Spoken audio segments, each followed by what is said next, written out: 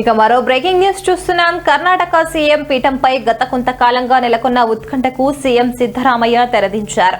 ఉప ముఖ్యమంత్రి డీకే శివకుమార్ తో తనకు ఎలాంటి పవర్ షేరింగ్ డీల్ లేదని, పూర్తి 5 ఏళ్ల పాటు తానే సీఎంగా కొనసాగుతానని ఆయన అసెంబ్లీ వేదికగా స్పష్టం చేశారు. కాంగ్రెస్ అధిష్టానం మద్దతు కూడా తనకే ఉందని సిద్ధరామయ్య తేల్చి చెప్పారు.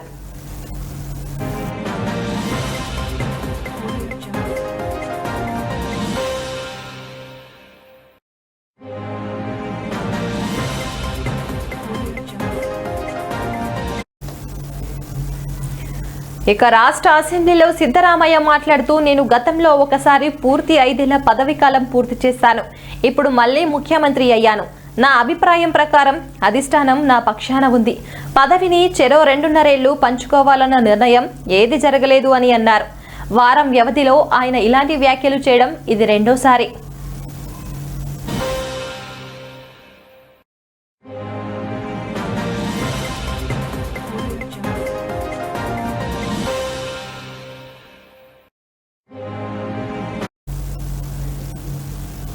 ఇక 2023లో కాంగ్రెస్ అధికారంలోకి వచ్చిన తర్వాత ముఖ్యమంత్రి పదవిని సిద్ధరామయ్య, డీకే శివకుమార్లు చెరిసగం పంచుకుంటారని ప్రచారం జరిగింది. ఈ ఒప్పందం ప్రకారమే మధ్యంతర మార్పు జరుగుతుందని డీకే శివకుమార్ వర్గం గట్టిగా ఆశిస్తోంది. అయితే సిద్ధరామయ్య తాజా వ్యాఖ్యలతో ఆ అంశాలపై నీళ్లు చల్లినట్లయింది.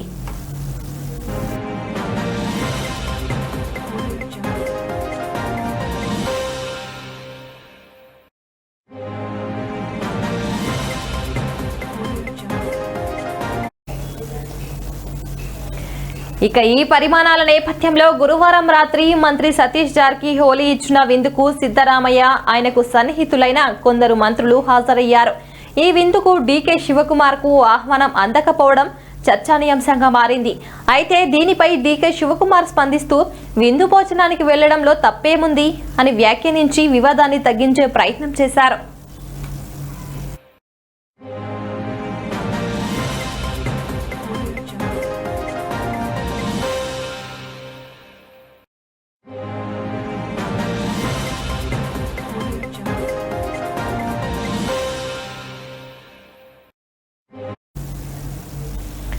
ఇక ప్రస్తుతం ఈ అంశం కాంగ్రెస్ అధిష్టానం వద్దకు వెళ్లినట్లు తెలుస్తోంది.